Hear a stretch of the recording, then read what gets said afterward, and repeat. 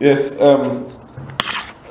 So you're doing this. This is a master's under Kate Heal, is it? Right. Yeah. I'm doing it's Kate Heal's my primary supervisor because I'm based out of Edinburgh. But then she's co-supervising with Alison Duffy, who's also Of course, as yes. well. Yeah. And so essentially, what I'm trying to look at, I kind of got into it originally because I'm very much interested in green infrastructure and SUDs and urban forestry, and I kind of started off with kind of how can the design be optimized, and what are the opportunities, and it turns out that there is plenty of design and there's good points already made there, and the bigger problem is actually getting it implemented. So that's kind of what my dissertation is going to focus on, kind of the current governance structure as it stands now in terms of ownership and management of these public assets in Edinburgh, and then kind of how can the implementation be optimized. Okay. And that's the part, the social science part, that I'm still navigating. And so I'm going to start off with some pretty general questions for you, but then if you can pick up on things that are definitely more important then. Right, I'm just conscious of time as well. Sure. That's fine. Yeah. Good. Okay, so first off, for the role of the private firm, starting off with MWH, what do you perceive as the role of the private engineering firm in delivering and maintaining these public assets? Primarily, I'm afraid our role is to serve the client. If someone comes to ask us to do some work, we will do that work as the client sees, as the client prefers, let's put it that way. And the client may simply say, we want some SUDs in there, we want some green infrastructure in there, and we'll design it. Or they may say, we are required to attenuate to the 100-year return period. Do your best to do it in as little space as possible. And that may compromise what we want to put in as green infrastructure, but it's serving the client as they want, so the remit would be what the client says. However, a lot of the time, there's flexibility between doing anything you like and you have to do that, and there's a sort of determination between those two boundaries, and we will say you could do this or you could do that. So our role is to serve the client, that's the bottom line. But within that, we will attempt to design as best we can, and from my own personal viewpoint, that would have a large amount of functionality in it, which would include all the benefits that green infrastructure can serve as well. However, as I say, there may be constraints within that may say you take a small footprint as possible to deliver this, or we're not concerned about plants or whatever. And so in terms, is that when you're saying clients, you're saying developers, is that mainly? It could be our biggest client generally. For the company that we are just now, it's a water company, so it would be a sewer, a water or sewerage undertaker. Right. In Scotland, that would be Scottish Water. Right. And are you seeing Scottish Water or any of your clients trying to push for that little bit of extra flexibility? Is the general trend to be as conservative as possible, or do you see people looking for amenity value? I think there is a slow growing awareness of the need for green infrastructure. They don't. It depends who you speak to in Scottish Water and their knowledge. If Barbara Barbarito came to us and said, put in something, then Barbara, I know is aware of SUDs and green infrastructure and would be quite flexible. However, if it's within the confines of a sewage works, I'll put a swale into a sewage works, one of the big ones in Glasgow, and there was very middle of a sewage works, where can you put a swale? But we squeezed it in, and they would seem to be quite happy. They're actually installing it just now. That the chap who passed there is responsible for it. So there's a growing awareness, I think, of these things, but they don't come and say, please put in green infrastructure. Right. They'll say, well, okay, we'll see what you come up with then, that kind of thing. Mm-hmm. Other clients would include the energy sector. We've got a big job down in Dunbar, putting in a power station, a energy from waste power station. and we have yet to design the drainage and other landscaping around that, but we will be attempting to get as much softer infrastructure in there as is feasible. Now, what do you perceive, kind of moving right along, what do you perceive as sort of the key policy drivers as they stand now? I know that there's the Water Environment, Water Services Act, then that led to the Controlled Activities Regulations, and then Scottish Water kind of went through a knowledge transfer partnership with Abertay, making a very robust vesting process. But so now, in terms of SUDS or urban forestry, does MWH do any work with urban forestry? I'm assuming we're mainly talking about SUDS. Mainly talking about SUDS. It was certainly urban forestry. No, we have a landscape architect, and actually we're doing surface water management plan in Glasgow. We've done one already in the city centre, and we're doing another one.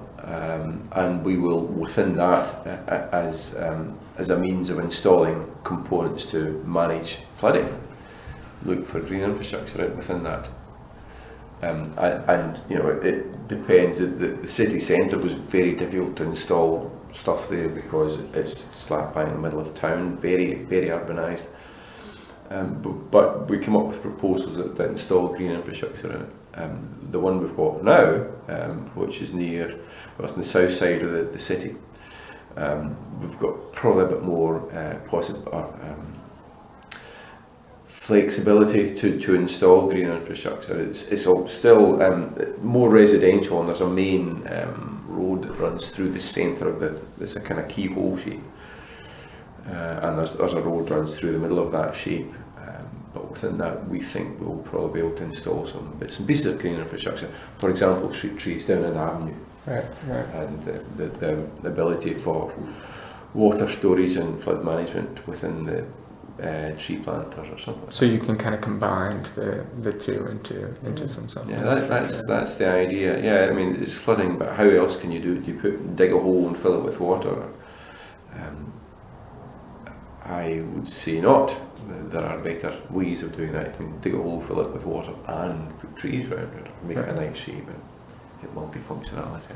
So then, in terms of, and even in comparing kind of Glasgow to Edinburgh, in terms of policy drivers, what have you found to be the most influential, and could they be strengthened in your perception? As we speak, they are being strengthened. Both, well, to the best of my knowledge, both in Glasgow and Edinburgh. I was at the CSGN, the Central Scotland Green Network Forum, which was on Tuesday. You should have gone to it, actually. I should have let you know about it. I saw about it like 2 days before it happened, and I emailed them frantically, being like, "Hey, is there any openings?" And it was full. Yeah. You just sneaked in anyway. I probably should have. I should have just gone for it. Anyway, within that, there was good talks from different people and individuals, someone from Philadelphia, someone else from Edinburgh, and the Edinburgh lady, Julie Waldron, if you come across her. Yep. Julie is a landscape architect, works for the City Council, and she spoke of, is it guidance or is it policy that they have? I think her title, just on the program, was guidance. Yeah. Right, okay, right, good, yes, you saw that then. And is it draft or is it final? I can't remember. It's coming, it's fairly new, and they've got, they gave 3 examples. 2 developments and a cycle path that are trying to get installed. Every time she said it, I'm sure she was saying cycle path. But and that, I know Julie anyway through my SUDS background, and she's very keen, as a landscape architect, biodiversity would be, on green infrastructure. So the examples she gave were very good, and you know, that's the way the policy is going with Edinburgh. I think it's been accepted. I can't remember if it was at consultation or not, but it's, you know, the very fact that they're trying to improve on this is good. So that's Edinburgh. And in Glasgow, Glasgow, I think, have been slightly ahead of Edinburgh. They lagged behind for many years in terms of SUDS and delivering SUDS east to west. Not quite Glasgow to Edinburgh, I wouldn't say that. But, And that was generally because of the way where people were that knew about SUDS. They were more in the Edinburgh SEEP office actually. But now Glasgow has some money. Glasgow's very keen in improving the image of the city, Commonwealth Games, and other bits and pieces. So there's a growing momentum within Glasgow of increasing green infrastructure.